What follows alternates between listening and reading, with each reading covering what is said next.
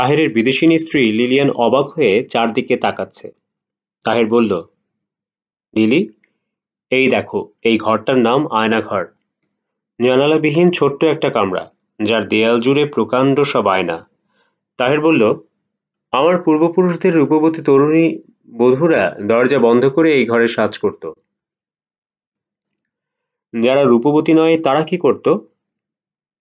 আমি কথার কথা বললাম, যারা রূপবতী নয় তারাও নিশ্চয়ই যেত।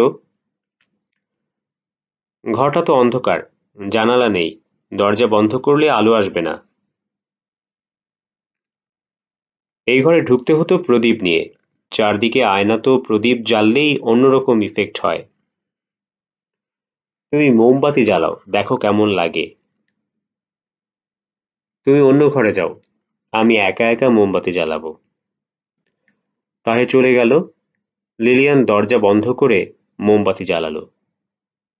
সঙ্গে সঙ্গে ঘরটা যেন বদলে গেল।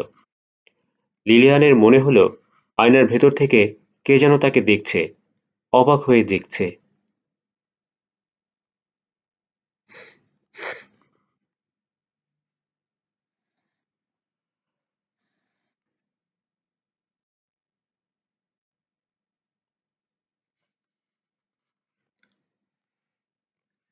এত যে আমি ওখানে যাই, ওখানে পাই কাছে, ওখানে তার পায়ের কিছু চিহ্ন পড়ে আছে।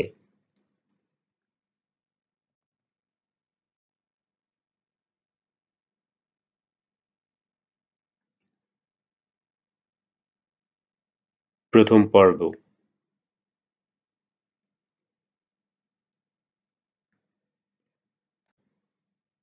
লিলিয়ান এক টুকরা মাছ ভাজা মুখে দিয়ে হাসি মুখে বলল, ইহা খেতে বড় সৌন্দর্য হয়।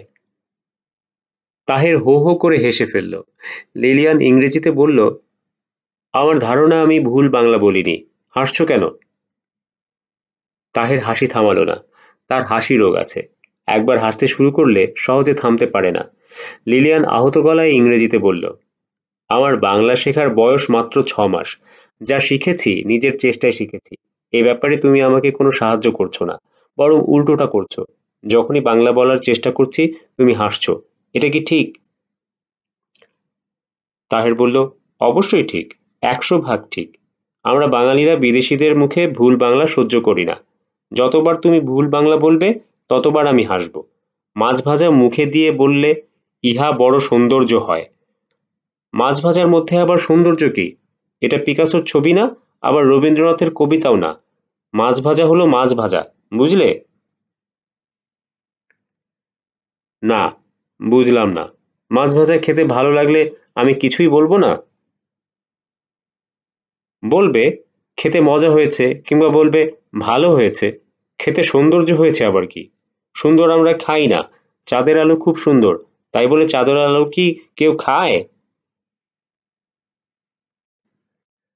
তাহের আবার হেসে উঠল। লিলিয়ান তাহেরের উপর রাগ করার চেষ্টা করছে, পারছে না। কখনো পারে না। তার মনে হয় না কখনো পারবে। লিলিয়ানের বয়স 23, নেপলসের মেয়ে। তাহেরের সঙ্গে তার পরিচয় হয় ইয়েলোস্টোন পার্কে।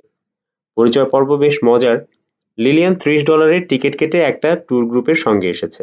এই প্রথম শহর ছেড়ে বাইরে আসা। যা দেখছে তাই তার ভালো লাগছে। সে মুগ্ধ হয়ে একের পর এক ছবি তুলে যাচ্ছে। তখন সে লক্ষ্য করল কালো লম্বা মতো ঝাঁকড়া চুলের একটি ছেলে তার দিকে তাকিয়ে হো হো করে হাসছে। রূপবতী মেয়েদের আশেপাশে যেসব ছেলেরা থাকে তারা তাদের অজান্তেই অনেক অদ্ভুত আচরণ করে, কিন্তু এরকম অশালীন ভঙ্গিতে দাঁত বের করে কখনো হাসে না। লিলিয়ান ব্যাপারটা অগ্রাহ্য করার চেষ্টা করলো, কিন্তু অগ্রাহ্য করা যাচ্ছে না। যতবারই সে ছবি তুলছে ততবারই মানুষটা মুখের সব কটা দাঁত বের করে হাসছে।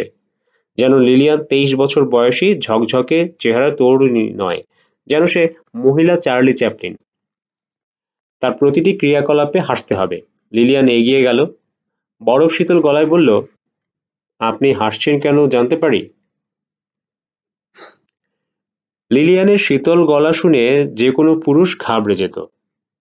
এ ঘাবড়ালো না। লোকটি হাসি মুখে বলল, অবশ্যই জানতে পারেন।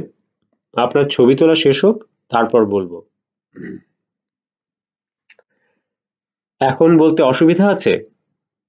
হ্যাঁ, অসুবিধা আছে। অবশ্যই অসুবিধা আছে।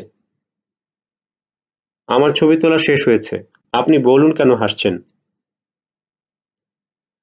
আপনি আপনার ক্যামেরার মুখ থেকে ক্যাপ সরাননি। মুখে ক্যাপ লাগিয়ে ছবি তুলছিলেন। এই জন্যে হাসছিলাম। না হেসে আপনি যদি আমাকে বলতেন ক্যামেরার মুখের ক্যাপ সরানো হয়নি, সেটাই কি শোভন হতো না? হ্যাঁ, হতো। বলতে বলতে তাহের আগের চেয়েও শব্দ করে হেসে উঠল। লিলিয়ান সরে এলো।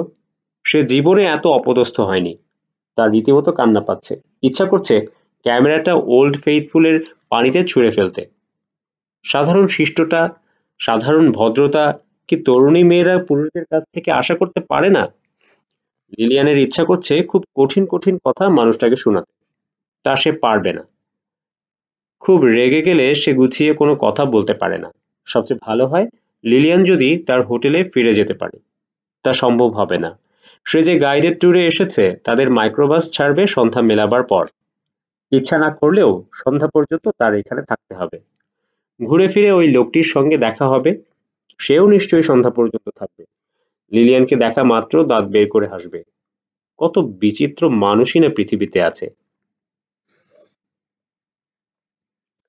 লিলিয়ান লক্ষ্য করল লোকটা তার দিকে আসছে। হাসি মুখেই আসছে। লিলিয়ানের চোখ মুখ শক্ত হয়ে গেল। মুখে থুথু জমতে শুরু করলো। মানুষটাকে কোনো কঠিন গালি দিতে পারলে মন শান্ত হতো। লিলিয়ান জানে তা সে পারবে না। সবাই সবকিছু পারে না। লিলিয়ান কাউকে কড়া কথা বলতে পারে না। আমি আপনার কাছে ক্ষমা প্রার্থনা করবার জন্য এসেছি। লিলিয়ান স্থির চোখে তাকালো। কিছু বলল না।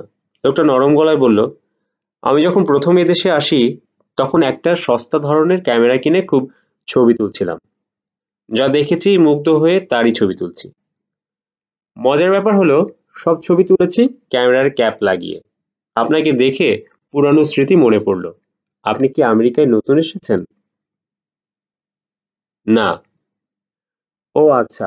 তাহলে ক্যামেরা নতুন কিনেছেন। এ ধরনের ক্যামেরায় এই অসুবিধা হবেই।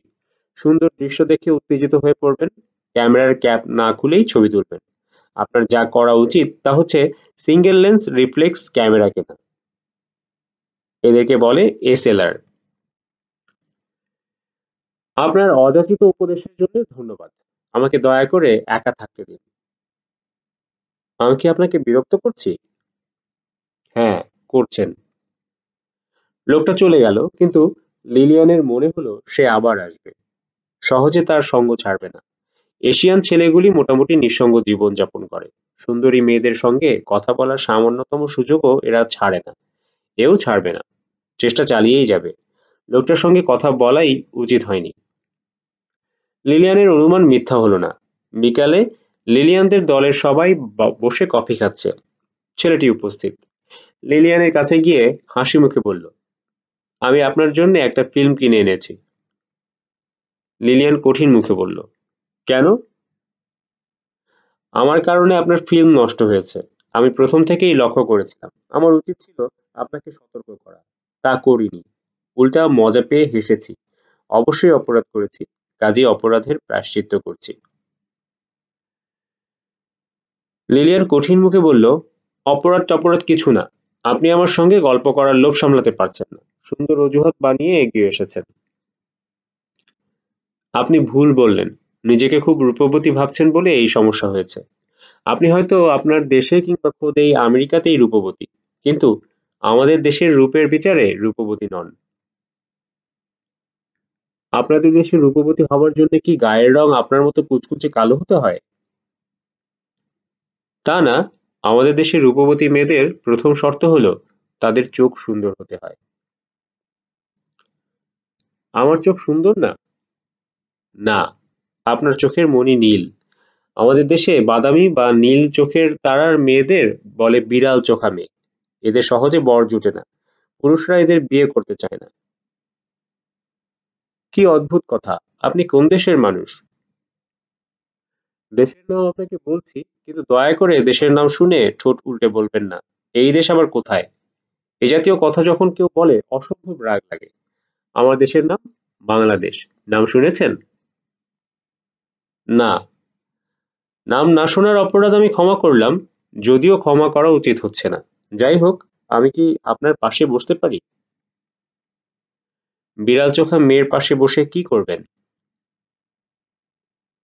আপনার সঙ্গে এক কাপ কফি খাবো, তারপর চলে যাব।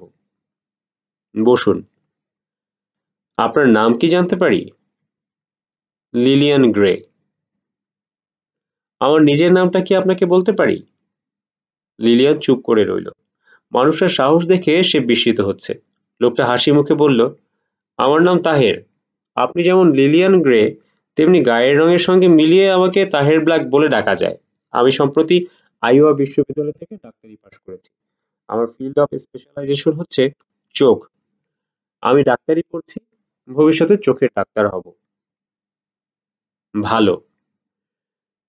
চোখের ডাক্তার হিসেবে আপনার নীল চোখ সম্পর্কে আমি আপনাকে মজার একটা তথ্য দিতে পারি। তথ্যটা হচ্ছে, বয়সের সঙ্গে সঙ্গে আপনার চোখ কিন্তু কালো হতে থাকবে, নীল থাকবে না। কেন? চোখের পিগমেন্টগুলি বয়সের সঙ্গে সঙ্গে বড় হতে থাকে। চোখের রং নির্ভর করে পিগমেন্টের সাইজের উপর। সাইজ বড় হলে রং কালো হয়ে যাবে। এক ধরনের টিন্ডেল ইফেক্ট। কখন চোখ কালো হবে? যখন বুড়ো হবেন তখন। আপনি বলতে চাচ্ছেন বৃদ্ধ বয়সে আমি যদি আপনার দেশে যাই তাহলে আমাকে সবাই রূপবতী বলবে? তাহের হো হো করে হাসতে লাগলো, এমন হাসি যে লিলিয়ানদের দলের সবাই চোখ ঘুরিয়ে তাকালো। লিলিয়ান নিজেও খানিকটা অপ্রস্তুত বোধ করতে লাগলো। হাসতে হাসতে তাহেরের চোখে পানি চলে এলো। সে রুমাল দিয়ে চোখ মুছতে মুছতে বলল, সরি, আমি একটু বেশি হাসি। আমার হাসি রোগ আছে। একবার হাসতে শুরু করলে থামতে পারি না। পুরো ১ ঘন্টা ২৩ মিনিট ক্রমাগত হাসার আমার একটা ব্যক্তিগত রেকর্ড আছে। গিনেস রেকর্ড কত তা অবশ্যই জানি না। হাসি রোগ ছাড়া আর কি রোগ আছে? ঘুম রোগ আছে। ঘুম রোগটা কি? একবার ঘুমিয়ে পড়লে সহজে আবার ঘুম ভাঙে না। খুব আনকমন রোগ কিন্তু না, অনেকেরই এই রোগ আছে। আমারটা আনকমন। উদাহরণ দিলে বুঝতে পারবেন। ২ বছর আগে আমি লস এঞ্জেলসে ছিলাম। হোস্টেলে থাকি। একবার ভূমিকম্প হলো। ভূমিকম্পের নিয়ম হচ্ছে প্রথম একটা ছোট দোলনি হয়, তারপর হয় বড় দোলনি। প্রথম দোলনির পর আমার বন্ধু বান্ধবরা আমার ঘুম ভাঙানোর প্রাণপণ চেষ্টা করলো। কোনো লাভ হলো না। শেষে ওরা আমাকে চ্যাংদোলা করে বাইরে নিয়ে ফুটপাতে শুইয়ে রাখলো। আমার ঘুম ভেঙেছে ভোরে। জেগে দেখি আমি একটা হাইড্রেন্টের পাশে শুয়ে আছি। লিলিয়ান খিলখিল করে হেসে উঠল। লিলিয়ানের সঙ্গীরা আবারও ফিরে তাকালো। তাহের বলল, আমরা বোধহয় ওদের ডিস্টার্ব করছি। একটু দূরে গেলে কেমন হয়? ভালো হয় না। আমাদের যাত্রার সময় হয়ে গেছে। আমি এখন উঠবো। আমার সঙ্গে গাড়ি আছে। আমি আপনাকে পৌঁছে দিতে পারি। ধন্যবাদ। অপরিচিত কারো গাড়িতে আমি চড়ি না। শুরুতে অপরিচিত ছিলাম, এখন নিশ্চয়ই অপরিচিত না। আপনি আমার নাম জানেন, আমি আপনার নাম জানি। লিলিয়ান কঠিন মুখে বলল, আপনি শুধু শুধু আমার সঙ্গে ভাব জমানোর চেষ্টা করছেন। আপনার গাড়িতে আমি যাব না। লিলিয়ান তার সঙ্গীদের দিকে রওনা হলো। একবার তার ইচ্ছা করলো পেছন ফিরে মানুষটির মুখের বিব্রত ভঙ্গিটা দেখে। অনেক কষ্টে এই লোভ সে সামলালো। মনে মনে ভাবলো, ভালো শিক্ষা দিয়েছি। কাউকে শিক্ষা দেবার এটাই সবচেয়ে ভালো টেকনিক। প্রথম কিছুটা প্রশ্রয় দিতে হয়, তারপর ছুঁড়ে ফেলতে হয় আস্তা করে। আশ্চর্য স্পর্ধা! ফিল্ম কিনে নিয়ে এসেছে। $২৫ দামের একটা উপহার কিনে মনে মনে ভেবেছে অনেক দূর এগিয়ে যাবে।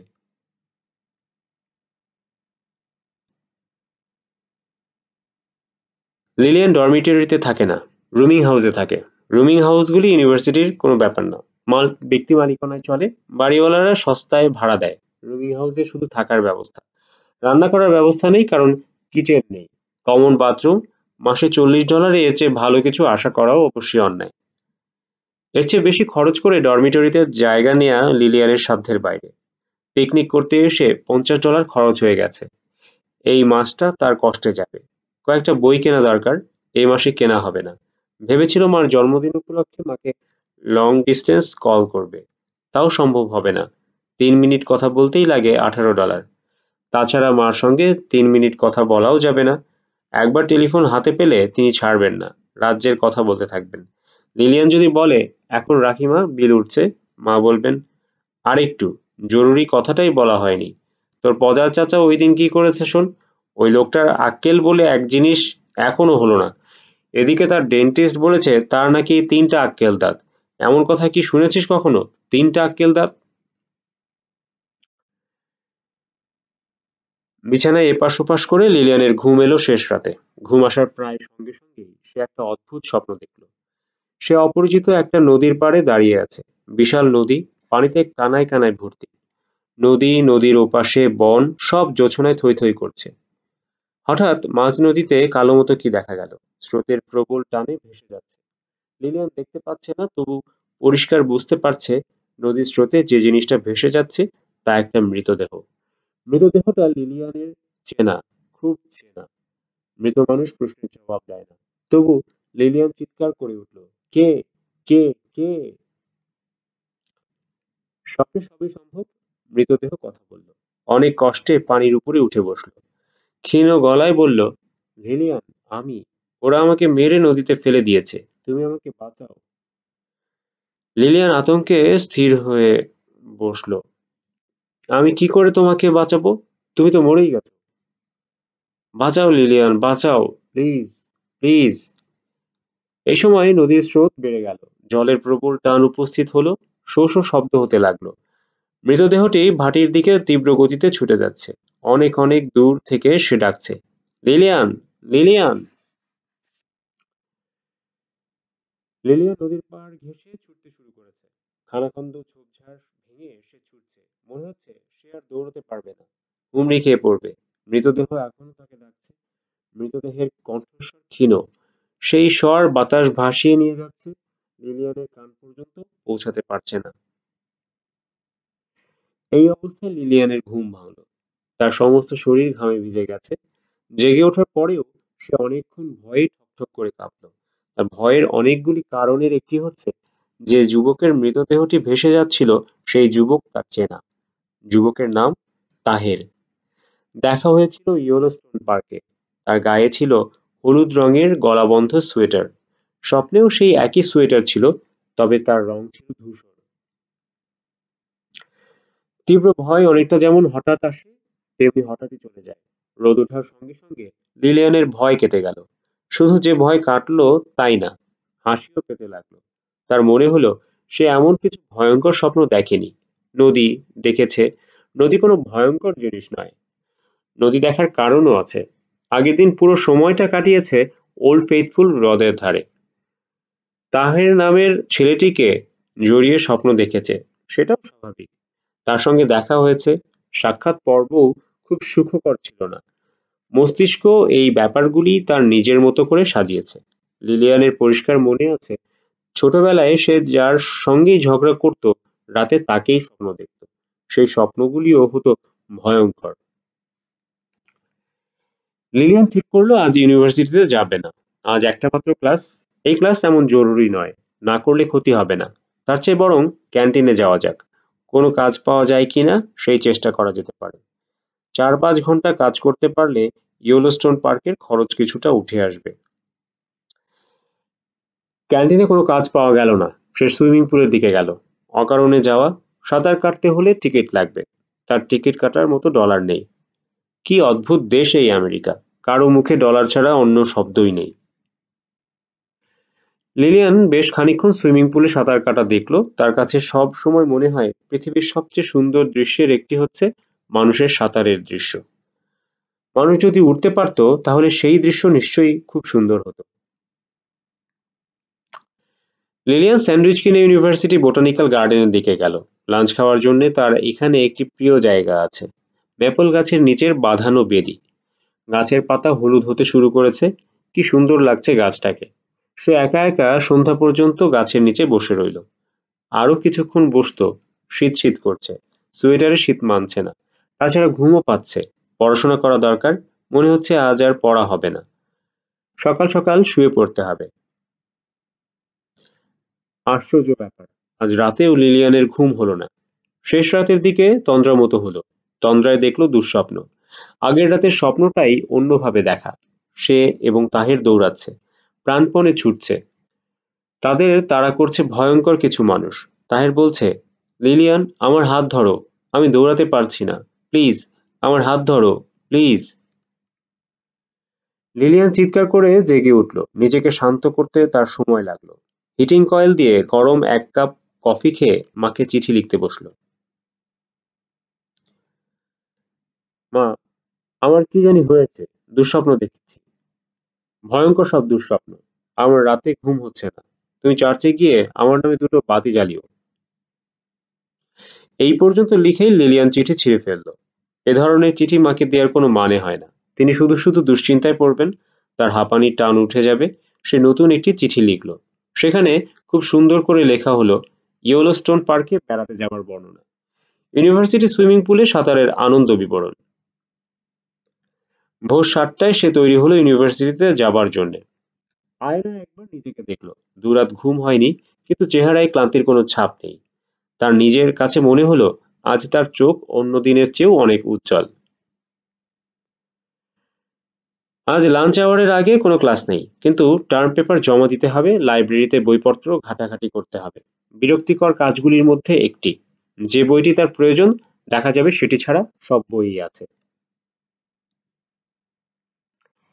এক এক দিন এক একজনের ভাগ্য খুব ভালো থাকে। আজ লিলিয়ানের ভাগ্য খুবই ভালো। যে বইগুলি তার দরকার ছিল সবই সে পেয়ে গেল। বাড়তি পেল একটি মনোগ্রাফ। তার টার্ম পেপারের সঙ্গে মনোগ্রাফের কোনো বেশ কম নেই। টুকে ফেললেই হয়। 2 ঘন্টার মধ্যে টার্ম পেপার লেখা শেষ হলো। লিলিয়ান কফি হাউসে কফি খেতে গেল। ঘুম ঘুম লাগছে। কফি খেয়ে ঘুম তাড়াতে হবে, নয়তো ক্লাস করা যাবে না। কফি হাউস ছাত্রছাত্রীদের ঠাসা। এখন লাঞ্চ আওয়ার। কফি শপে এত ভিড় থাকার কথা নয়। আজ এত ভিড় কেন? আজ কি সস্তায় কফি দিচ্ছে, না ফ্রি কফি দিচ্ছে? কফি হাউস মাঝে মাঝে কিছু কায়দা করে নোটিশ দিয়ে দেয়। আজ বেলা 9টা থেকে 9:30 পর্যন্ত ফ্রি কফি। ব্যবসার কোনো নতুন চাল। আজও এরকম কিছু হয়েছে বোধহয়। লিলিয়ান কফির মগ হাতে জায়গা খুঁজছে, তখন শুনল হাত উঁচিয়ে কে তাকে ডাকছে। হ্যালো লিলিয়ান, এদিকে এসো, জায়গা আছে। লিলিয়ান তাকিয়ে দেখে তাহের। সে কয়েক মুহূর্ত চুপচাপ দাঁড়িয়ে রইল, তারপর এগিয়ে গেল। তাহের হাসি মুখে বলল, এত তাড়াতাড়ি তোমার দেখা পাবো ভাবিনি। তুমি কি এই ইউনিভার্সিটির ছাত্রী? হ্যাঁ। আমি যাচ্ছিলাম পাশ দিয়ে, কি মনে করে যে ঢুকেছি। তোমার সাবজেক্ট কি? এনথ্রোপোলজি। দাঁড়িয়ে আছো কেন, বসো, বসো। লিলিয়ান বসবে কিনা বুঝতে পারছে না। তার অস্বস্তি লাগছে। মনে হচ্ছে বসা ঠিক হবে না। এই মানুষটির সঙ্গে যোগাযোগের ফল শুভ হবে না। এর কাছ থেকে যত দূরে থাকা যায় ততই মঙ্গল। তাছাড়া এই লোক তার সঙ্গে এমন আন্তরিক ভঙ্গিতে কথা বলবে কেন? এই অধিকার তাকে কে দিয়েছে? তুমি কি কফি খাবে? কফি? কফিতে ক্রিম থাকবে, না ব্ল্যাক কফি? আমি কিছু খাবো না। কাপাচিনো কফি খাবে? প্রচুর ফেনা থাকে, একগাদা মিষ্টি দিয়ে বানানো হয়, দারুণ মজা। তুমি বসো, আমি নিয়ে আসছি। তাহের কফি নিয়ে ফিরে এসে দেখে লিলিয়ান শান্ত ভঙ্গিতে মাথা নিচু করে বসে আছে। মেয়েটিকে তার খুব অসহায় মনে হলো। শুধু অসহায় না, ক্লান্ত, বিষণ্ণ। এই বয়সী মেয়েরা অনেক হাসি খুশি থাকে। কফি কেমন লাগছে? বেশি মিষ্টি। এক এক ধরনের কফির এক এক নিয়ম। এই কফি খেতে হয় প্রচুর মিষ্টি দিয়ে। তোমার কি মন খারাপ? না, দেখে মনে হচ্ছে খুব মন খারাপ। লিলিয়ান কিছু বলবে না ভেবেও বলে ফেলল, রাতে আমার ঘুম হয়নি। তাহির হেসে ফেলল, শব্দময় হাসি। আশেপাশে টেবিল থেকে ছাত্রছাত্রীরা তাকাচ্ছে। অনেকের ভুরু কুঁচকে আছে। কোনো বিদেশি তাদের দেশের কফি শপে বসে সবাইকে অগ্রাহ্য করে এমন হাসি হাসবে, তা বোধহয় এদের পছন্দ নয়। তাহির লিলিয়ানের দিকে ঝুঁকে এসে বলল, শোনো লিলিয়ান, মাঝে মাঝে রাতে ঘুম না হওয়াই সুস্থ মানুষের লক্ষণ। শুধুমাত্র পশুদেরই রাতে ঘুমের অসুবিধা হয় না, মানুষের হয়। আমাকে দেখো, আমি বিছানায় শোয়া মাত্র ঘুমিয়ে পড়ি। এজন্য নিজেকে পশু পশু লাগে। হা হা হা হা। আবারও সেই হাসি। আবারও লোকজন চোখ ঘুরিয়ে তাকাচ্ছে। লিলিয়ান বলল, আমি উঠব। কফির জন্য ধন্যবাদ। আহা, বসো আর খানিকক্ষণ। না না, কাল তো ছুটি। এত তাড়া কিসের? এখান থেকে 90 কিলোমিটার দূরে একটা পেট্রোফাইড ফরেস্ট আছে। পুরো জঙ্গল পাথর হয়ে আছে। আমি আগামীকাল যাব বলে ভাবছি। দিনে দিনে ফিরে আসা যাবে। তুমি কি আগ্রহী? না, আমি আগ্রহী না। আমার বেড়াতে ভালো লাগে না। ওই দিন ইয়েলোস্টোন পার্কে কিন্তু খুব বেড়াচ্ছিলে। ওই দিন ভালো লেগেছিল, এখন লাগবে না। লিলিয়ান বের হচ্ছে, তাহের সঙ্গে সঙ্গে যাচ্ছে। তাকে মুখের উপর না বলা হয়েছে, তবু কোনো বিকার নেই। অদ্ভুত নির্লজ্জ ধরনের ছেলে তো। সাধারণত আমেরিকান ছেলেগুলি এরকম হয়, আঠার মতো লেগে থাকে। এ তো বিদেশি এক ছেলে। তার মান অপমান বোধ আরো খানিকটা থাকা উচিত ছিল না? লিলিয়ান বলল, আর আসতে হবে না, আমি যাচ্ছি। তাহের বলল, আবার দেখা হবে। ভালো থাকো। রাত জেগে জেগে তুমি যে উচ্চ শ্রেণীর মানব সন্তান তা প্রমাণ করতে থাকো। হা হা হা হা।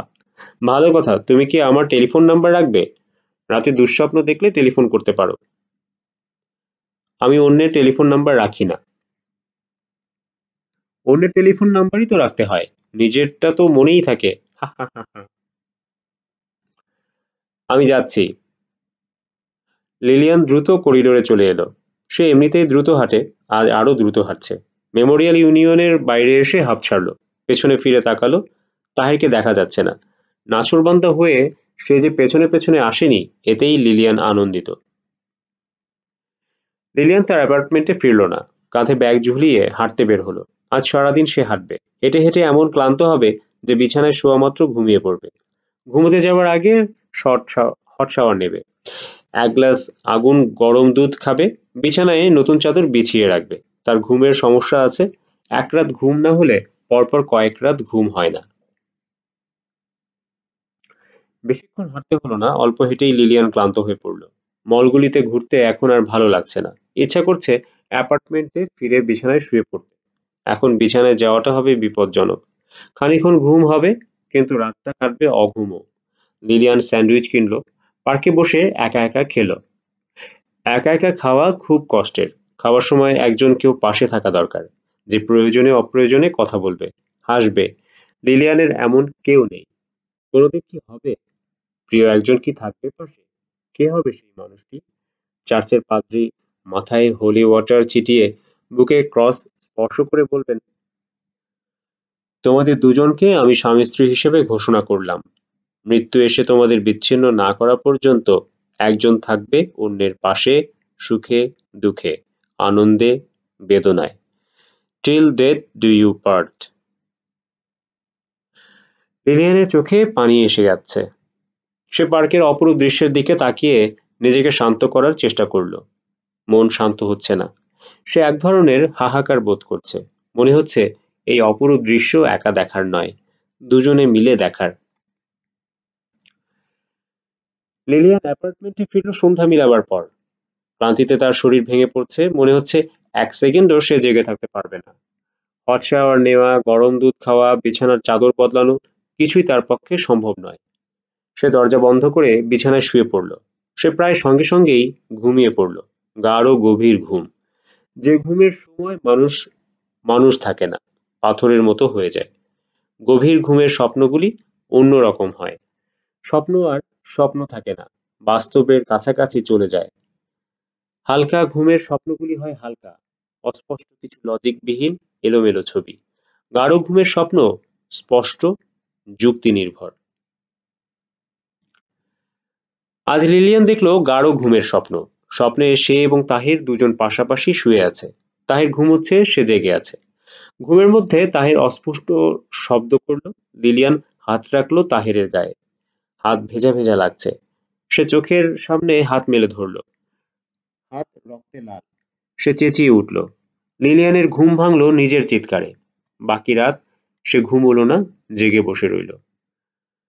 ভোরবেলা টেলিফোন করলো মাকে। কেমন আছো মা? আমি ভালো আছি। তোর গলা এমন শোনাচ্ছে কেন? তোর কি হয়েছে? কদিন ধরে আমি খুব দুঃস্বপ্ন দেখছি। কি দুঃস্বপ্ন? ভয়ঙ্কর সব দুঃস্বপ্ন, একটা বিদেশি ছেলেকে নিয়ে দুঃস্বপ্ন। এ ছেলের সঙ্গে কি তোর পরিচয় আছে? না, দুদিন কথা হয়েছে। কিরকম কথা? সাধারণ কথা মা, তেমন কিছু না। ছেলেটার মধ্যে নিশ্চয়ই এমন কিছু আছে যা দেখে তুই ভয় পেয়েছিস। তেমন কিছু নেই মা, ভালো ছেলে। দুদিনের আলাপে কি করে বুঝলি ভালো ছেলে? লিলিয়ান জবাব দিল না। তার মা কয়েকবার বললেন, হ্যালো, হ্যালো লিলিয়ান, শুনতে পাচ্ছিস? আমি তো কিছুই শুনতে পাচ্ছি না। Hello, hello. লিলিয়ানের সবচেয়ে ছোট বোন রওনি কাঁদছে। রান্নাঘরে মা নিশ্চয়ই কল ছেড়ে রেখেছে, পানি পড়ার শব্দ আসছে। Hello Lilian, hello. টেলিফোনটায় কি হলো কিছু শুনতে পারছি না। লিলিয়ান বলল, মা, রওনি কাঁদছে, তুমি ওকে দেখো। আমি টেলিফোন রাখলাম। না, না, টেলিফোন রাখিস না। তুই আমার কথা শোন মা, তুই একজন ভালো ডাক্তার দেখা। টাকা যা লাগে লাগুক, আমি যেভাবেই হোক ডলার পাঠাবো। কিছুদিন পর পর তুই এমন দুঃস্বপ্ন দেখিস, এটা তো ভালো কথা না। টেলিফোন রাখলাম মা। না, না, না। লিলিয়ান টেলিফোন রাখল না, কানে লাগিয়ে চুপচাপ দাঁড়িয়ে রইল। এখনো রওনির কান্না শোনা যাচ্ছে, বাথরুমে ট্যাপ দিয়ে পানি পড়ার শব্দ আসছে। কেউ একজন বোধহয় এসেছে তাদের বাড়িতে। কলিং বেল টিপছে, ক্রমাগত বেল বাজছে। লিলিয়ানের মা কাঁদো কাঁদো গলায় বলে যাচ্ছেন, হ্যালো লিলিয়ান, হ্যালো। কি হলো টেলিফোনটায়? কোনো কথা শুনতে পাচ্ছি না। Operator, hello, operator. লিলিয়ান মার কথা অগ্রাহ্য করল না, কোনোদিন করেও না। সে একজন সাইকিয়াট্রিস্টের সঙ্গে কথা বলতে গেল, ইউনিভার্সিটির সাইকিয়াট্রিস্ট। এরা বলে স্টুডেন্ট কাউন্সিলর। ছাত্রছাত্রীদের নানান ধরনের সমস্যা নিয়ে এরা কথা বলে। একসময় ছাত্রছাত্রীদের সমস্যা ছিল পড়াশোনা কেন্দ্রিক, কোর্স ভালো লাগছে না, গ্রেড খারাপ হচ্ছে, এই জাতীয়। এখনকার সমস্যা বেশিরভাগই মানসিক, যে কারণে স্টুডেন্ট কাউন্সিলরদের মধ্যে অন্তত একজন থাকেন সাইকিয়াট্রিস্ট। লিলিয়ান যার কাছে গেল তার নাম ভারমান, ডক্টর এঙ্গেলস ভারমান। ভদ্রলোক, ভারী কি ধরনের বেটেখাটো মানুষ। তার মুখ ভর্তি দাড়ি-গোঁফ, চুলদাড়ি সবই পাকা, ফর্সা গায়ের রঙের সঙ্গে চুলের রং মিলেমিশে একাকার হয়ে গেছে। চোখে মোটা ফ্রেমের চশমাটা ঝুলে আছে নাকের ওপর। ভদ্রলোক তাকালো চশমার ফ্রেমের উপর দিয়ে। লিলিয়ানের মনে হলো ভদ্রলোকের চোখ সুন্দর, তিনি তাকাচ্ছেন মমতা নিয়ে। ডাক্তাররা যখন রোগীর দিকে তাকান তখন রোগটাকে দেখার চেষ্টা করেন, মানুষটাকে নয়। এই ডাক্তার মানুষটাকে দেখার চেষ্টা করছেন। লিলিয়ান বলল, good morning doctor Engels Varman. Good morning little miss. আমার নাম Lillian. Good morning little miss Lillian. Good morning sir. বলো তো লিলিয়ান, তুমি কেমন আছো? আমি খুব ভালো নেই।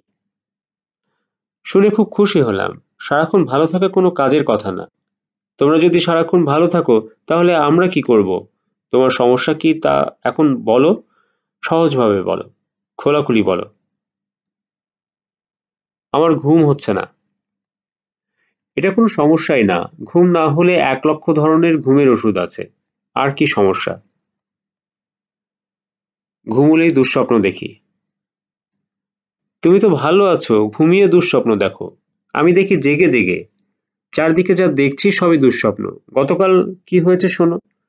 সাবওয়ে দিয়ে আসছি, আমার চোখের সামনে একজন মহিলার ব্যাগ এক কালো ছোকরা ছিনিয়ে নিয়ে দৌড়ে পালালো। এতগুলি লোক, আমরা কেউ কোনো কথা বললাম না। সবাই তাকিয়ে তাকিয়ে দেখলাম। এটা কি বড় ধরনের দুঃস্বপ্ন নয়? আপনিও কিছু বলেননি? না, আমি হচ্ছি অবজারভার।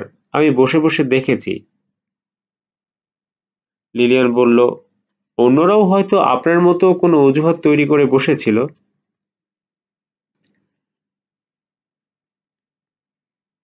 ডক্টর এঙ্গেলস ভারমান হাসতে হাসতে বললেন, তুমি বুদ্ধিমতী মেয়ে, তোমার কোনো সমস্যা থাকার কথা না। সমস্যা হয় কম বুদ্ধির মানুষদের। এরা কিছু বুঝতে চায় না, কিন্তু তুমি বুঝবে। যুক্তি দিয়ে বোঝালে বুঝবে। এখন সুন্দর করে তোমার সমস্যা বলো, নাকি বলার আগে কফি খেয়ে নেবে? কফি খাবো। ওই টেবিলে কফি মেকার আছে, তোমার জন্য আনো এবং আমার জন্য আনো। কফির কাপে চুমুক দিতে দিতে তোমার সমস্যার কথা বলো। আমার বদঅভ্যাস হচ্ছে আমি চশমার ফাঁক দিয়ে তাকাই। আশা করি এতে কোনো সমস্যা হবে না, কারণ আমার চোখ খুব সুন্দর। ঠিক বলিনি? জি, ঠিক বলেছেন। লিলিয়ান খুব গুছিয়ে তার সমস্যার কথা বলল। ডক্টর বার্মান কোনো প্রশ্ন করলেন না, চুপচাপ শুনে গেলেন। এক ফাঁকে উঠে গিয়ে আবার কফির পেয়ালা ভর্তি করে আনলেন। লিলিয়ান কথা শেষ করবার পর ডক্টর বার্মান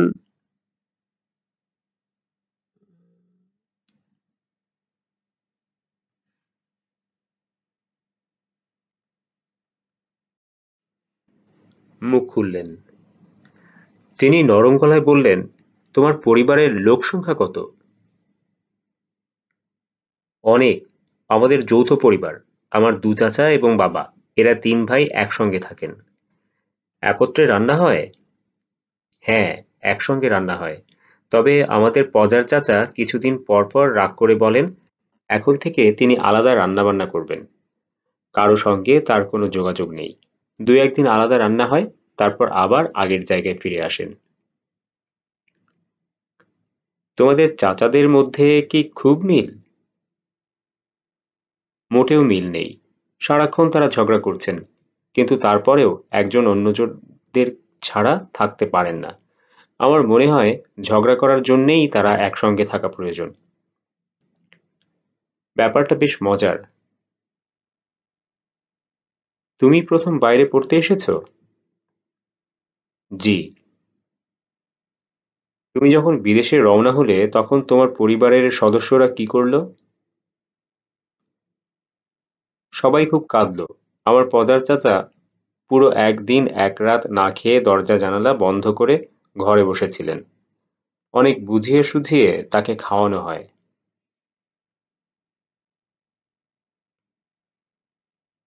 ডাক্তার ভার্মান পাইপ ধরাতে ধরাতে বললেন, তোমার সমস্যার মূল কারণ হচ্ছে তোমার পরিবার।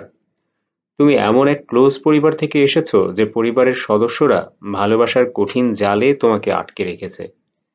তুমি জাল ছিঁড়তে চাচ্ছ, পারছো না। আপনি ভুল বললেন, আমি জাল ছিঁড়তে চাচ্ছি না। তুমি চাচ্ছ, কিন্তু তোমার মন তাতে সায় দিচ্ছে না। তোমার মনে একই সঙ্গে দুটি বিপরীত ধারা কাজ করছে। একটি ধারা তোমাকে জাল কেটে বেরিয়ে আসতে বলছে, অন্যটি তা করতে দিচ্ছে না। এতে মনে প্রচণ্ড চাপ পড়ছে। এর সঙ্গে আমার দুঃস্বপ্নের সম্পর্ক কি? আমি দুঃস্বপ্ন দেখছি অন্য একজনকে নিয়ে।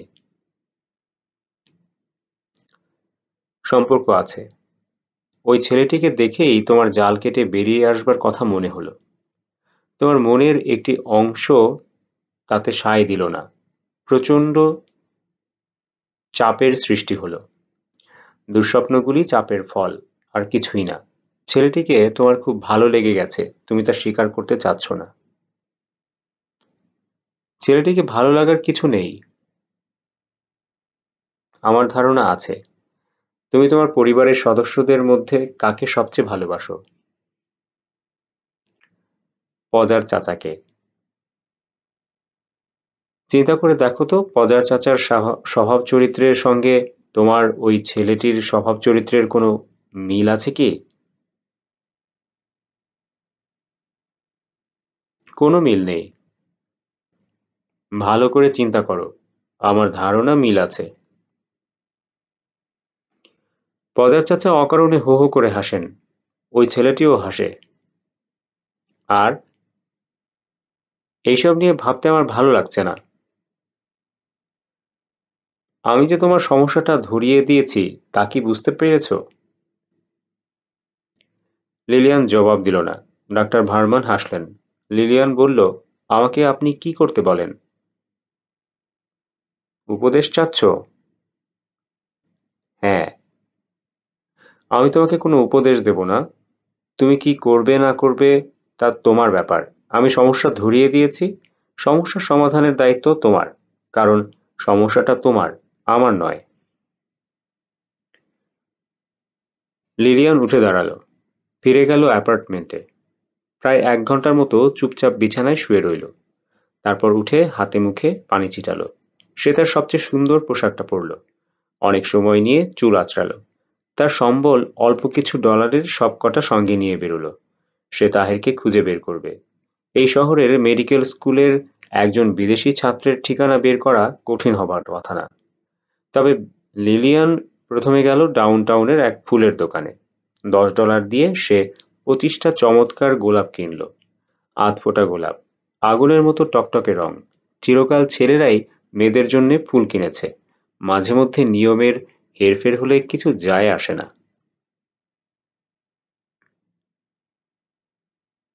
কলিং বেল টেপার সঙ্গে সঙ্গেই দরজা খুলে গেল। তাহের খুব স্বাভাবিক গলায় বলল, এসো লিলিয়ান। তার কথা বলার ভঙ্গি থেকে মনে হওয়া অস্বাভাবিক না যে সে লিলিয়ানের জন্যেই অপেক্ষা করছিল। লিলিয়ান বলল, আমি যে এখানে আসবো তা কি আপনি জানতেন? তাহের বলল, জানবো কি করে, আগে তো বলনি। আমাকে দেখে অবাক হননি? আমি এত সহজে অবাক হই না। ছোটবেলায় বাবার সঙ্গে রিকশা করে যাচ্ছিলাম, হঠাৎ করে রিকশা থেকে পড়ে গেলেন। নেমে গিয়ে দেখি মরে পড়ে আছেন। সেই থেকে অবাক হওয়া ছেড়ে দিয়েছি। লিলিয়ানের চোখে মুখে হকচকিত ভাব। তার ফর্সা কপাল ঘামছে। হাতের গোলাপগুলি নিয়েও সে বিব্রত। তাহের বলল, ফুলগুলি কি আমার জন্যে? হুম। দাও আমার হাতে। তুমি বসো। না। দাঁড়িয়ে থাকার জন্য এসেছো? লিলিয়ান কি বলবে বুঝতে পারছে না। সত্যি তো, সে কি জন্যে এসেছে? কেনই বা এসেছে? সে তাকালো চারদিকে। অবিবাহিত পুরুষের ঘর। এক পলকেই বোঝা যায়। টেবিলে বা দেয়ালে কোনো তরুণীর ছবি নেই। এটা একটা বড় ব্যাপার। বিছানার কাছে পিন আপ পত্রিকা নেই। লিলিয়ান ক্ষীণ গলায় বলল, আমি এখন চলে যাব। চলে যাবে, ভালো কথা, চলে যাও।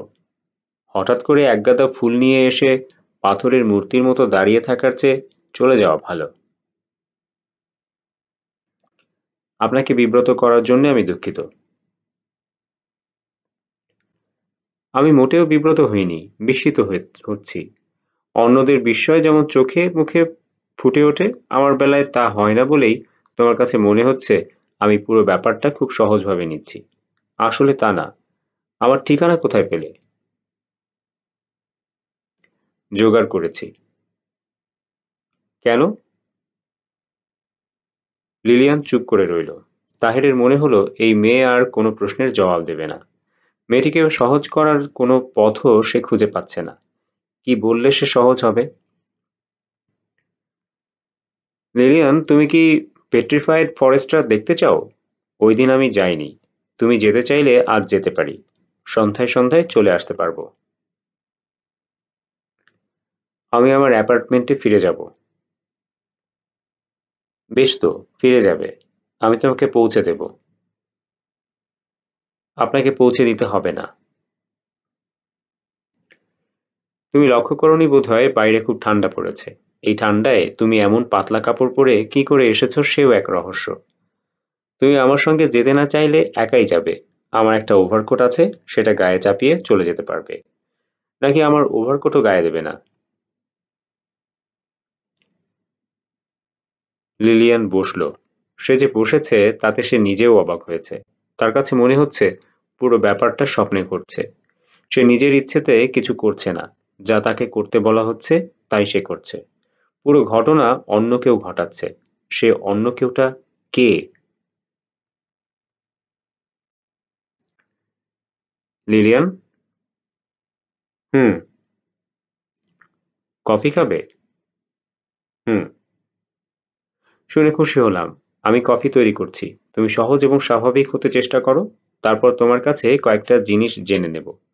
যা যা জানতে চাই তাও বলে নিচ্ছি। ১. হঠাৎ তুমি একগাদা ফুল নিয়ে আমার কাছে কেন এসেছো? ২. আজ যে আমার জন্মদিন তা কি তুমি জানো? যদি জানো তাহলে কিভাবে জানো? লিলিয়ান বিস্মিত হয়ে বলল, আজ আপনার জন্মদিন?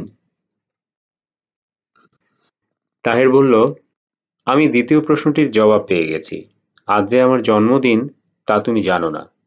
এখন বাকি রইল প্রথম প্রশ্ন। তুমি প্রশ্নটির জবাব নিয়ে ভাবতে থাকো। আমি একটু গ্রোসারি শপে যাব। ঘরে কফি, চিনি, ক্রিম কিছুই নেই। আমি কি আপনার এখান থেকে একটা টেলিফোন করতে পারি? হ্যাঁ, পারো। একটা লং ডিস্টেন্স কল করব। একটা কেন, 10টা করো। তুমি আমার এখানে আসায় আমি নিজে যে কি পরিমাণ খুশি হয়েছি তা কোনোদিন তুমি বুঝবে না। প্রথম দেখাতেই ভালোবাসা, এই জাতীয় কিছু কথা সাহিত্যে প্রচলিত আছে। এই জাতীয় বায়বীয় কথা আমি কখনো বিশ্বাস করতাম না। তোমাকে ওল্ড ফেইথফুল লেকের কাছে দেখে প্রথম মনে হলো সাহিত্যের এই কথাটা মিথ্যা না। মেয়েদের পেছনে ঘোরা আমার স্বভাব নয়। তারপরেও আমি খুঁজে খুঁজে তোমার অ্যাপার্টমেন্ট বের করেছি। ওই দিন তোমার সঙ্গে ইউনিভার্সিটিতে দেখা হলো।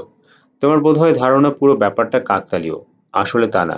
আমি প্রায়ই তোমাদের মেমোরিয়াল ইউনিয়নে বসে থাকতাম এই আশায় যে তোমার সঙ্গে দেখা হবে।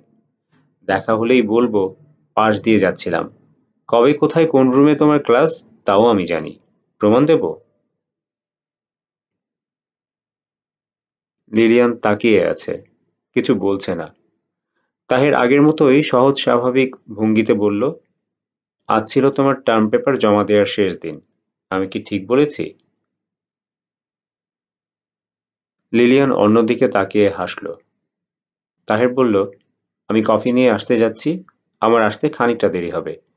আমার জন্মদিন উপলক্ষে একটা ভালো হোটেলে আমি তোমাকে নিয়ে খেতে যাব। দুশ্চিন্তাগ্রস্ত হবার কোনো কারণ নেই। খাওয়া শেষে আমি তোমাকে তোমার অ্যাপার্টমেন্টে পৌঁছে দেব। তুমি যে এসেছো এতেই আমি খুশি। এর বেশি আমি কিছু আশা করিনি। যা হয়েছে তাই যথেষ্ট। যদিও জানি না ঘটনা এমন কেন ঘটল। ব্যাখ্যা নিশ্চয়ই আছে। তোমার ইচ্ছা করলে তুমি ব্যাখ্যা করবে, ইচ্ছা না করলে করতে হবে না।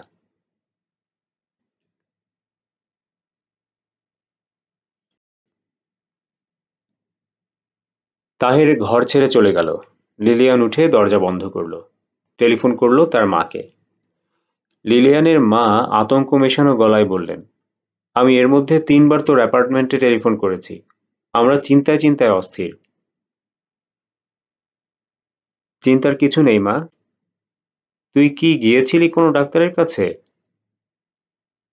হ্যাঁ। ডাক্তার কি বললেন? ডাক্তার নতুন কিছু বলেনি। আমি যা জানতাম তাই বলেছেন। আমি তোর কথা কিচ্ছু বুঝতে পারছি না। তুই কি জানতি? লিলিয়ান হাসল। শব্দ করে হাসল। লিলিয়ানের মা বললেন, কি হলো, হাসছিস কেন? হাসি আসছে তাই হাসছি। তুই এখন কোথায়? কেন? আমার অ্যাপার্টমেন্টে? না, তুই অন্য কোনো জায়গায়। কি করে বুঝলে? আমি জানি, আমার মন বলছে। তুই কি ওই ছেলেটির কাছে? হ্যাঁ। কেন? ওইখানে কেন? কি হচ্ছে লিলিয়ান? ভয়ের কিছু নেই মা। অবশ্যই ভয়ের কিছু। তুই কেন ওই ছেলের কাছে গেলি?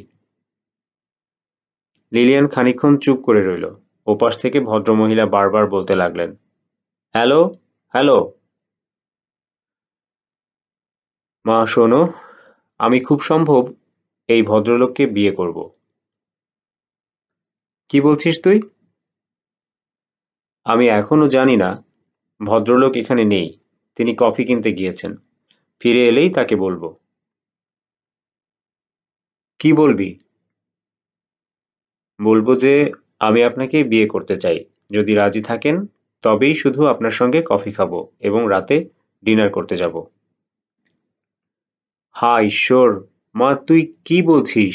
তোর মাথা খারাপ হয়ে গেছে মা? আমি নিশ্চিত তোর মাথা খারাপ হয়ে গেছে। অস্থির হয়ো না মা। আমার মাথা খারাপ হয়নি। মাথা ঠিক আছে। আর এক্ষুনি তোমাদের চিন্তিত হতে হবে না। হয়তো বিয়েতে ভদ্রলোক রাজি হবেন না। হয়তো বলবেন তিনি বিবাহিত। লোকটা বিবাহিত কিনা তাও তুই জানিস না? না। হা ঈশ্বর! এসব কি শুনছি? কথায় কথায় হা ঈশ্বর বলবে না মা? শুনতে ভালো লাগছে না।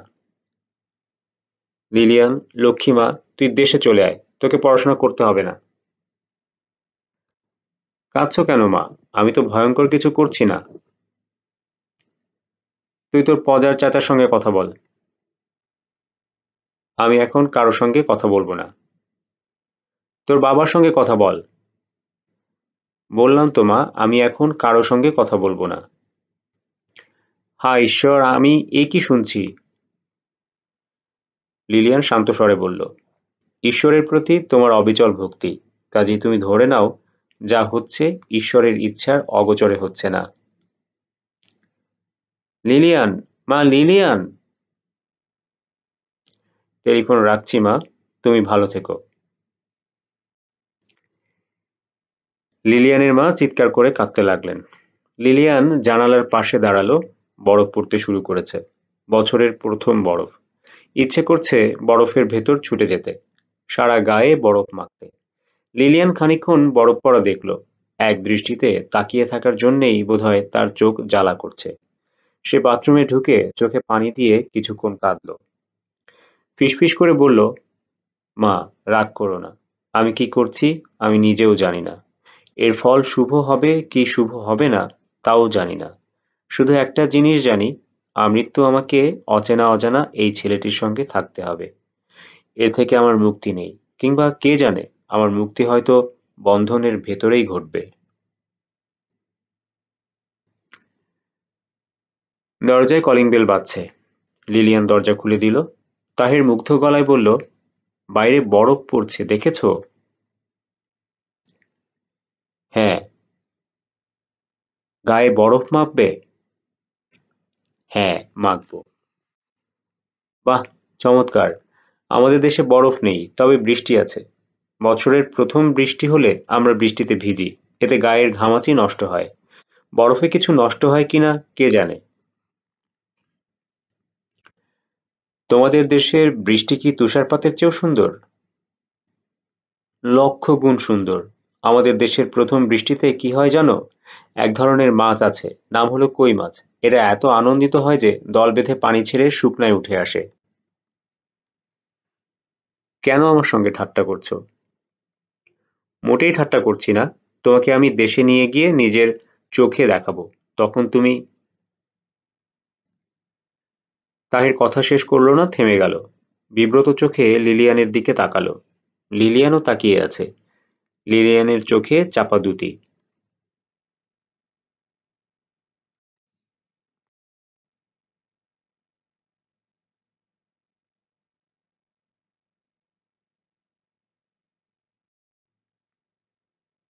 ওদের বিয়ে হতে 10 দিন লাগলো। বিয়ের লাইসেন্স বের করা এদেশে অনেক যন্ত্রণা। অনেক টেস্ট ফেস্ট করতে হয়। ডাক্তাররা আগে নিশ্চিত হয়ে নেন এই দম্পতির সন্তান বংশগত কোনো রোগের শিকার হবে না। তারপরই সার্টিফিকেট দেন। সেই সার্টিফিকেট দেখিয়ে লাইসেন্সের জন্য দরখাস্ত করতে হয়। বিয়ের পরপর লিলিয়ান ডাক্তার বার্মানের সঙ্গে দেখা করতে গেল। ডক্টর ভার্মান চশমার ফাঁক দিয়ে খানিকক্ষণ তাকিয়ে থেকে বললেন, নিজ থেকে মিসেস হয়েছ? হ্যাঁ। কি করে বুঝলেন? আমার কপালে তো লেখা নেই মিসেস। অবশ্যই লেখা আছে। সেই লেখা সবাই পড়তে পারে না, আমি পারি। তুমি কি ওই ছেলেটিকেই বিয়ে করেছো? হ্যাঁ। দুঃস্বপ্ন এখন নিশ্চয়ই দেখছো না? জি না, দেখছি না। শুনে খুব খুশি হলাম। মনস্তত্ত্ববিদ্যা একটি বড় বিদ্যা, তা কি বুঝতে পারছো? পারছি। ভবিষ্যতে যদি কোনো সমস্যা হয় তাহলে আমার কাছে আসবে। তবে আমার মনে হয় ভবিষ্যতে কোনো সমস্যা হবে না। যদি হয় তুমি নিজে তার সমাধান করতে পারবে। পারবে না? হ্যাঁ, পারবো। তোমার হাসি খুশি মুখ দেখে ভালো লাগছে। সত্যিকার হাসি মুখ অনেক দিন দেখি না। চারদিকে ভেজাল হাসি দেখি। হাসির ভেজালও আপনি ধরতে পারেন? অবশ্যই পারি। আমার নিজের মুখে যে হাসিটি আমি ঝুলিয়ে রাখি তা হলো ভেজাল হাসি। 100 ভাগ ভেজাল। তুমি তোমার জীবনে ভেজাল হাসিকে আসতে দিও না। মনে কষ্ট পেলে কাঁদবে। মনের কষ্ট চাপা দেওয়ার জন্যে হাসির ভান করার প্রয়োজন নেই। আমি আপনার উপদেশ মনে রাখবো ডক্টর ভার্মান। ডক্টর ভার্মানের উপদেশের জন্যই হয়তো দেশ থেকে মার চিঠি পেয়ে লিলিয়ান সারাদিন কাঁদল। চিঠিটি তিনি মেয়ের বিয়ের সংবাদ পাওয়ার পর লিখেছেন। সংক্ষিপ্ত চিঠি, যদিও লিলিয়ানের মার হাতে লেখা, তবু লিলিয়ান জানে এই চিঠি তার বাবা লিখে দিয়েছেন। মা শুধু দেখে দেখে কপি করেছেন। কপি করতে গিয়েও মার বানান ভুল হয়েছে, বাবা সেই সব বানান শুদ্ধ করেছেন। লিলিয়ান, তোমার বিবাহের সংবাদ পাইয়াছি, আনন্দে উল্লসিত হই নাই, তুমি নিশ্চয়ই তা আশাও করো না। তুমি খুব ভালো জানো তুমি আমাদের সবার অতি আদরের ধন ছিলে। তোমাকে নিয়ে আমাদের স্বপ্নের অন্ত ছিল না, তুমি সব স্বপ্নের অবসান ঘটাইয়াছ। আমি তোমাকে দোষ দেই না, ঈশ্বরের হুকুম ছাড়া কিছুই হয় না। এই ক্ষেত্রেও তার ইচ্ছারই প্রতিফলন হইয়াছে। আমি তোমার এবং তোমার স্বামীর সুখী সুন্দর জীবন কামনা করি। যে সুখের জন্যে তুমি আমাদের পরিবারের সকলের সুখ তুচ্ছ করিয়াছ, ঈশ্বর যেন সেই সুখ তোমাকে দেন, ইহাই আমাদের সকলের কামনা। এখন তোমাকে কিছু কথা বলিব, মন দিয়া শোনো। তোমার বাবা পরিবারের সদস্য হিসাবে তোমাকে গ্রহণ করিবার ব্যাপারে অনিচ্ছা প্রকাশ করিয়াছেন। আমাদের সকলেরই সেই মত অভিমত। সর্বসম্মত সিদ্ধান্ত অনুসারে তোমাকে বর্জন করা হইয়াছে, ইহাতে মনে কষ্ট পাইও না। তুমি সকলকে ত্যাগ করিয়া একজনকে পাইতে চাহিয়াছ, ঈশ্বর তোমার প্রার্থনা পূর্ণ করিয়াছেন। এক্ষণে বাড়িতে তোমার নাম আর উচ্চারিত হইবে না। তোমার ব্যবহারী জিনিস, তোমার ফটোগ্রাফ সমস্তই নষ্ট করিয়া দেওয়া হইয়াছে। তুমি আমাদের সহিত কোনো রকম যোগাযোগ রাখিবার চেষ্টা করিবে না। যোগাযোগ করিবার চেষ্টার অর্থই হইবে আমাদিগকে কষ্ট দেওয়া এবং নিজে কষ্ট পাওয়া। ঈশ্বর তোমার মঙ্গল করুন। ঈশ্বরের নিকট তোমার প্রসঙ্গে ইহাই আমাদের শেষ প্রার্থনা। তোমার হতভাগিনী মা। পুনশ্চ, মা, তোমার দুঃস্বপ্ন দেখা কি বন্ধ হয়েছে?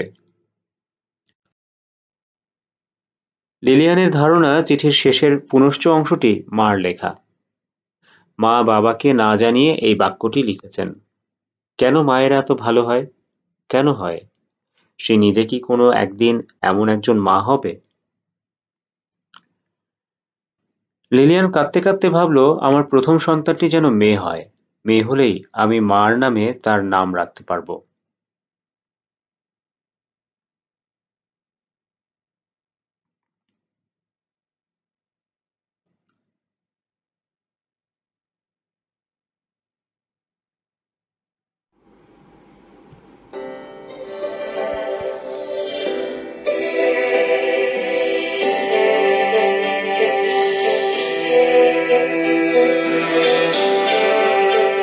ভিন দেশের ভিন ধর্মের একটি ছেলেকে বিয়ে করে ফেলার মতো কাজ সাধারণত প্রচণ্ড ঝোঁকের মাথায় করা হয়, এবং ঝোঁক দীর্ঘস্থায়ী হয় না।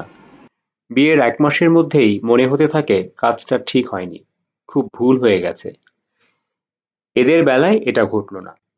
বিয়ের 1 বছর পর এক গভীর রাতে লিলিয়ানের মনে হলো, আমি নিশ্চয়ই আমার শৈশবে কিংবা আমার যৌবনে বড় ধরনের কোনো পুণ্যকর্ম করেছি।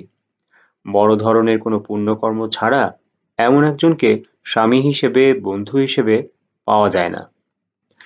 লিলিয়ান একা একা কিছুক্ষণ কাঁদল, তারপর চেষ্টা করল তাহেরের ঘুম ভাঙাতে, পারল না। তাহেরের ঘুম ভাঙানো সত্যি সত্যি অসম্ভব ব্যাপার। লিলিয়ানের খুব ইচ্ছা করছিল তাহেরের ঘুম ভাঙিয়ে তাকে নিয়ে রাস্তায় হাঁটতে যায়। গভীর রাতে নির্জন রাস্তায় হাত ধরাধরি করে হাঁটতে হাঁটতে সে তাহেরকে বলে, আমি তোমাকে ভালোবাসি।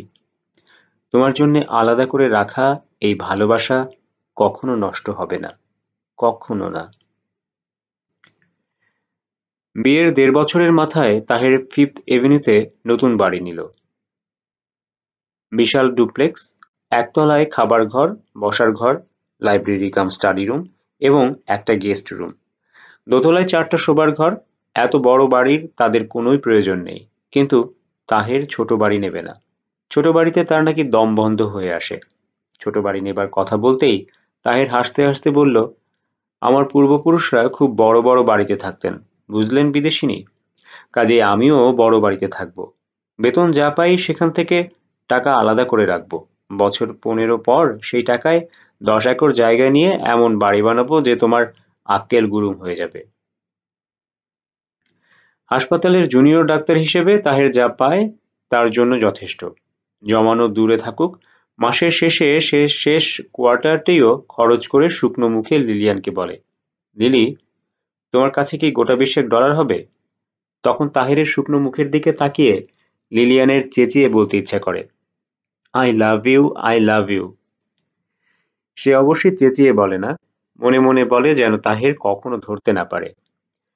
যেমন ধরা যাক, তাহের কফির পেয়ালা হাতে নিয়ে যখন বলে, বাহ, তুমি তো এক্সিলেন্ট কাপাচিনো কফি বানাতে শিখে গেছো, এসো আমরা একটা কফি শপ চালু করি। কফি শপের নাম হবে লিলিয়ান্স কাপাচিনো। তখন লিলিয়ান মনে মনে বলে, I love you, I love you. ঈশ্বর মানুষকে প্রচুর ক্ষমতা দিয়েছেন, মনের কথা বুঝবার ক্ষমতা দেননি। যদি দিতেন তাহলে তাহের বুঝতে পারত কি গাঢ় ভালোবাসায় লিলিয়ান এই মানুষটাকে ঘিরে রেখেছে। তাহের অনেক রাত জেগে পড়াশোনা করে। এই সময়টা লিলিয়ান তাকে বিরক্ত করে না। বারান্দায় রকিং চেয়ারে বসে দোল খেতে খেতে ভাবে, ঈশ্বর আমাকে এত সুখী কেন করলেন? এর চেয়ে 100 ভাগের 1 ভাগ সুখী হলেও আমার তো জীবনটা সুন্দর চলে যেত। ভালোবাসা ব্যাপারটা কি লিলিয়ান বুঝতে চেষ্টা করে? বুঝতে পারে না। তার ধারণা, ভালোবাসা নামের ব্যাপারটায় শরীরের স্থান খুব অল্প, নেই বললেই হয়। আবার কখনো কখনো সম্পূর্ণ উল্টো কথা মনে হয়। মনে হয় ভালোবাসায় শরীর অনেকখানি। অনেকখানি না হলে কেন তার সারাক্ষণ এই মানুষটাকে ছুঁয়ে থাকতে ইচ্ছে করবে? মন ছোঁয়া সম্ভব নয় বলেই কি শরীর ছোঁয়ার এই আকুলতা? আচ্ছা, তার যেমন সারাক্ষণ মানুষটাকে ছুঁয়ে থাকতে ইচ্ছে করে, ওই মানুষটারও কি তাই করে? সরাসরি জিজ্ঞেস করতে লজ্জা করে। লিলিয়ান ঘুরিয়ে জিজ্ঞেস করেছে। তাহের প্রশ্নটা ধরতে পারেনি। যেমন লিলিয়ান একদিন জিজ্ঞেস করলো, শোনো তাহের, আমরা যখন বাগানে হাঁটি, অর্থাৎ পাশাপাশি আমরা হাঁটছি, তখন তোমার কোন দিকে হাঁটতে ভালো লাগে? অর্থাৎ আমার পাশাপাশি হাঁটতে ভালো লাগে, না আমার আগে আগে, না পেছনে পেছনে? তাহের গম্ভীর হয়ে বলেছে, মাই ডিয়ার বিদেশিনী, আমার বাগানে হাঁটতেই ভালো লাগে না। আমার ভেতর বাগান ভীতি আছে। আমাদের গ্রামের বাড়ির চারপাশে বাগান। ওই বাগানে একবার আমাকে সাপে তাড়া করেছিল। সেই থেকে বাগান ভীতি। আচ্ছা ধরো বাগানে না হয় রাস্তায় হাঁটছি, তখন? মাই ডিয়ার বিদেশিনী, রাস্তায় হাঁটতেও আমার ভালো লাগে না। আমেরিকার রাস্তাগুলি হাঁটার জন্যে নয়, গাড়ি নিয়ে চলার জন্যে। লিলিয়ান দীর্ঘ নিঃশ্বাস ফেলে বলেছে, তুমি সবসময় আমাকে বিদেশিনী বলো কেন? তুমি বিদেশি মেয়ে, এই জন্যই বিদেশিনী বলি। বিদেশি মেয়ে বলে কি তোমার মনে কোনো ক্ষোভ আছে? বিন্দুমাত্র ক্ষোভ নেই। খুব অস্পষ্টভাবে হয়তো আছে, এত অস্পষ্ট যে তুমি নিজেও জানো না। যদি থাকে, তুমি কি করবে? তোমার সেই ক্ষোভ, সেই হতাশা দূর করার চেষ্টা করব। কিভাবে করবে? প্রথমে আমি তোমার ভাষা শিখব। বাংলা ভাষা শিখবে? হ্যাঁ, নিতান্তই অসম্ভব ব্যাপার। বাংলা ভাষা হচ্ছে পৃথিবীর কঠিন ভাষাগুলির চেয়েও কঠিন। হিব্রু বাংলা ভাষার তুলনায় শিশু। কেন বাজে কথা বলছো? মোটেও বাজে কথা বলছি না। ইংরেজি এস অক্ষরের ধ্বনির কাছাকাছি আমাদের 3টা অক্ষর আছে, তালব্য স, দন্তস্ব, মূর্ধন্য ষ। আবার জেড অক্ষরের কাছাকাছি আছে 3টা অক্ষর, বর্গীয় জ, অন্তস্থ জ, ঝ।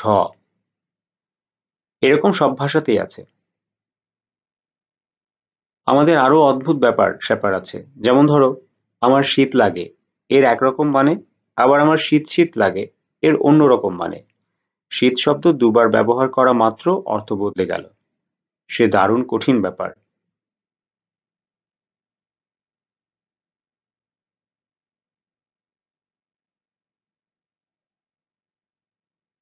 কঠিন ব্যাপার হলে তুমি আমাকে সাহায্য করো।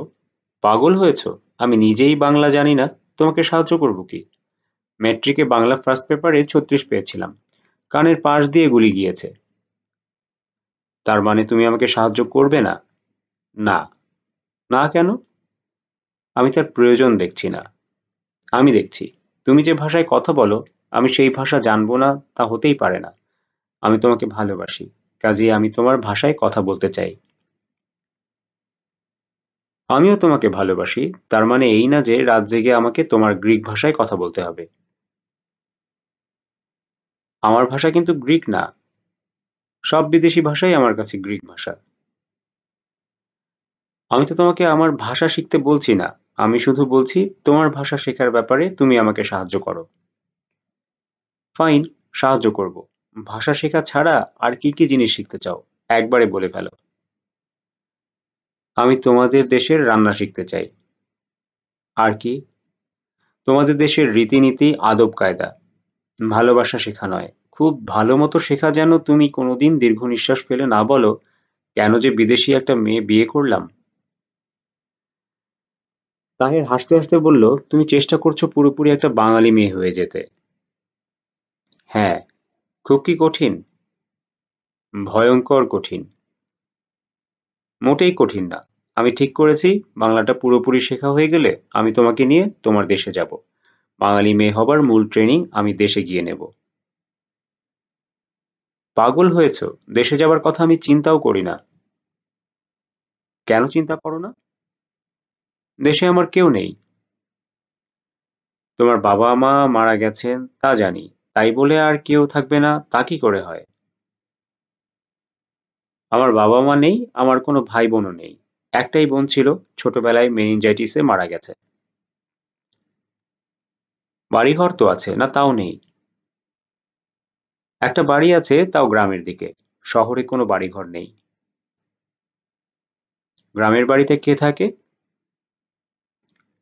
কেউ থাকে না, তালাবদ্ধ থাকে। দরজা জানালা কিছু কিছু চুরি করে নিয়ে গেছে, তবে খুব বেশি নিতে পারেনি। বাড়ির সঙ্গে বিরাট আম কাঁঠালের বাগান আছে। আমার এক দূর সম্পর্কের চাচা সেই বাগান দেখাশোনা করেন। বাগানের আয় তিনি ভোগ করেন। তাকে আমি মাঝে মাঝে কিছু ডলার পাঠাই যাতে তিনি বাড়িটা দেখে শুনে রাখেন। লিলিয়ান আগ্রহ নিয়ে বলল, খুবই ভালো কথা, মনে হচ্ছে তোমাদের পৈতৃক বাড়ি বাসযোগ্য অবস্থায় আছে। এই সামারে চলো 2 মাস থেকে আসি। পাগল হয়েছো? সামারে আমি থাকবো ভিয়েনা।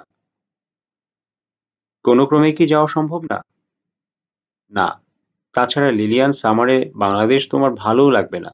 ট্রপিক্যাল কান্ট্রি, প্রচন্ড গরম। টেম্পারেচার 34 ডিগ্রি 35 ডিগ্রি সেলসিয়াস পর্যন্ত ওঠে। হাই হিউমিডিটি, গা থেকে আলকাতরার মতো ঘাম বের হয়। আমার কোনোই অসুবিধা হবে না। হবে। আমার পৈতৃক বাড়িতে কোনো ইলেকট্রিসিটি নেই। হাত পাখা হচ্ছে একমাত্র পাখা, প্রচন্ড মশা। বাড়ির চারদিকে বাগানটা সুন্দর, কিন্তু সুন্দর হলেও বাগানে হাঁটতে পারবে না। বর্ষায় প্যাচ প্যাচে কাদা হয়ে থাকে, সেই সঙ্গে আছে সাপের উপদ্রব। তুমি আমাকে ভয় দেখানোর চেষ্টা করছো। ভয় দেখানোর চেষ্টা করছি না, সত্যি কথা বলছি। ভয় দেখাতে চাইলে বলতাম আমাদের বাড়ির চারপাশে ঘন জঙ্গল, সেই জঙ্গলে রয়্যাল বেঙ্গল টাইগার এবং বুনো হাতি ঘুরে বেড়ায়। আমি মশার কথা বলেছি, রয়্যাল বেঙ্গল টাইগারের কথা বলিনি। লিলিয়ান দীর্ঘ নিঃশ্বাস ফেলে বলল, আমার খুব আশা ছিল আমি এই সামারেই তোমার পৈতৃক বাড়ি দেখতে যাব। তোমার আশা আপাতত পূর্ণ হচ্ছে না, কোনো একদিন নিশ্চয়ই হবে। বাংলাদেশের মশা তোমাকে দেখিয়ে আনবো। সব মশা এক্সপোর্ট কোয়ালিটির, ইয়া সাইজ। এক একজন 1 ছটাক 1.5 ছটাক করে রক্ত খায়। রক্ত খেয়ে বমি করে ফেলে দেয়, আবার খায়। হা হা হা।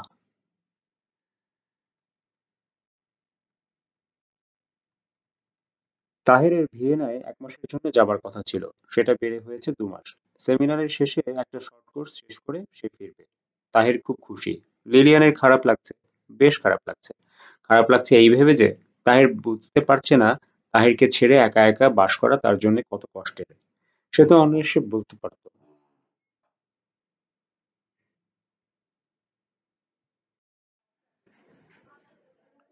লিলি, তুমিও আমার সঙ্গে চলো। ঘর দুয়ার তালাবদ্ধ থাকুক, এই কথা একবারও বলছে না। তাহেরের ফ্লাইট বুধবারে। সে মঙ্গলবার নাস্তার টেবিলে কফি খেতে খেতে বলল, লিলি, তুমিও চলো।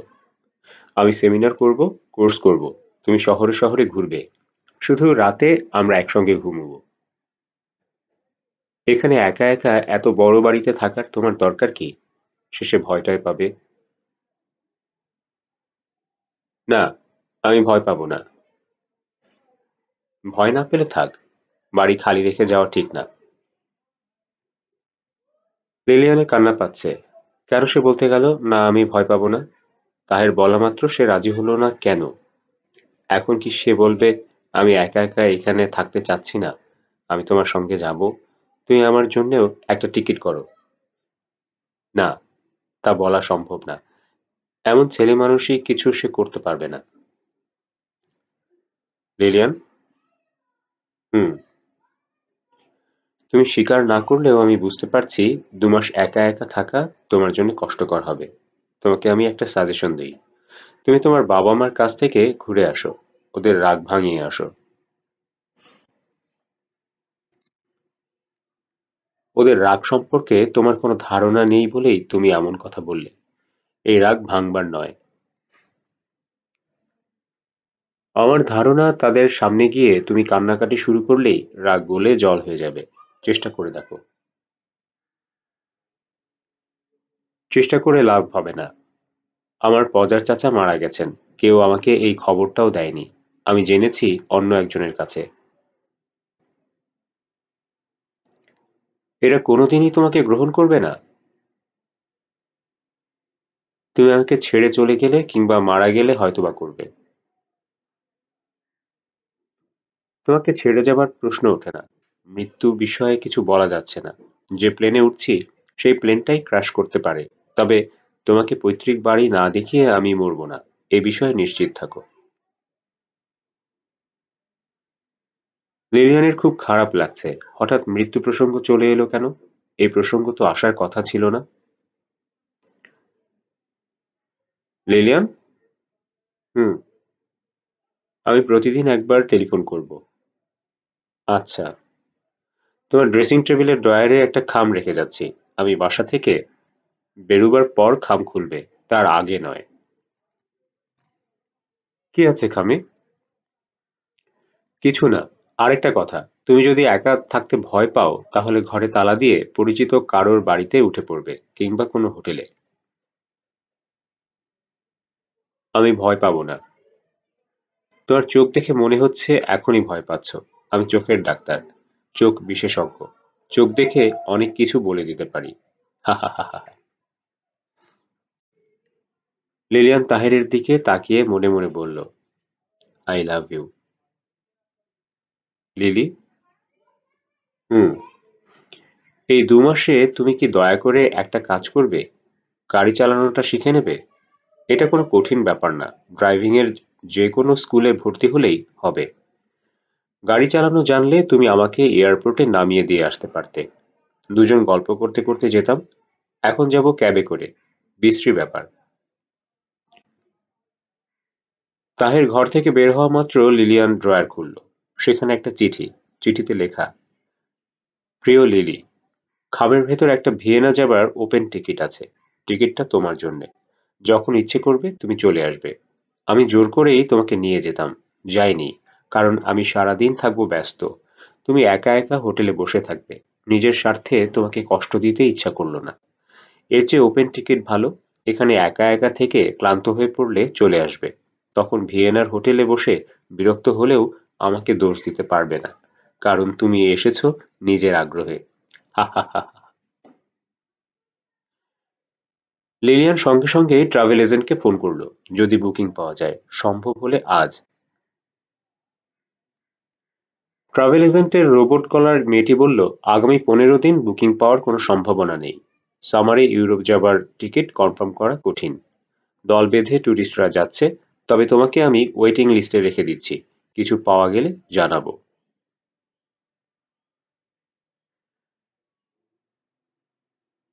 অনেকদিন পর লিলিয়ান একা একা ঘুমোতে গেল এবং আশ্চর্য, কোনো অনেকদিন পর ভয়ঙ্কর স্বপ্নটা সে আবার দেখল। এবারের স্বপ্ন আরো স্পষ্ট, যেন স্বপ্ন না, পুরো ব্যাপারটা বাস্তবে ঘটে যাচ্ছে। সে দেখল বিশাল প্রাচীন শ্যাওলা পড়া এক অট্টালিকা। সে সিঁড়ি বেয়ে উঠছে, লোহার প্যাঁচানো সিঁড়ি। সে উঠেই যাচ্ছে, উঠেই যাচ্ছে। সিঁড়ি শেষ হচ্ছে না। হঠাৎ সিঁড়ি শেষ। নিচে নামতে চেষ্টা করলো। কি আশ্চর্য, নিচে নামারও ব্যবস্থা নেই। সে এখন কি করবে? তাহেরের কথা শোনা যাচ্ছে। সে অনেক দূর থেকে ডাকছে। তার গলার স্বর ক্ষীণ, প্রায় অস্পষ্ট। লিলিয়ান, লিলিয়ান, তুমি কোথায়? আমি এখানে। তুমি আমাকে বাঁচাও। আমি ভয়ঙ্কর বিপদে পড়েছি। ওরা আমাকে মেরে ফেলতে চাইছে। তুমি বাঁচাও আমাকে।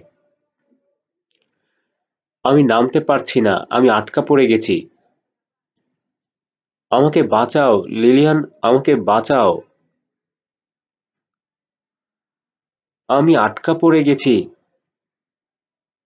সিঁড়ি দুলছে, প্রচণ্ড শব্দে দুলছে। দুলুনিতে লোহার রেলিং খুলে আসছে। অনেক দূর থেকে তাহেরের অস্পষ্ট স্বর কানে আসছে। খুব বাতাস দিচ্ছে। বাতাসের কারণে কিছু শোনা যাচ্ছে না। লিলিয়ান জেগে উঠল। ঘড়িতে 1:10 বাজে। লিলিয়ান বাকি রাতটা বারান্দায় রকিং চেয়ারে বসে কাটালো।